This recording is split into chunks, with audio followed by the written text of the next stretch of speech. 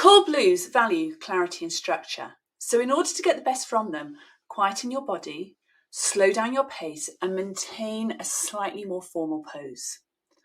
Pipe down and listen so that your Cool Blue doesn't need to fight for airspace. Think before you speak and organise your thoughts.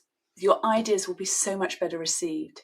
Share an agenda prior to the meeting and put important things in writing beforehand to allow reflection time.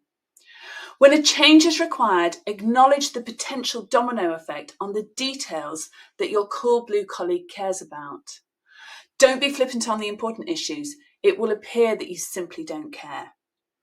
Provide clear expectations about what success looks like. Offer workspaces that provide permission to be alone.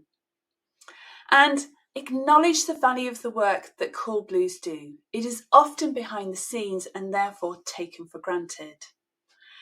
Get your Cool Blue colleagues involved early and ask them to help solve potential problems.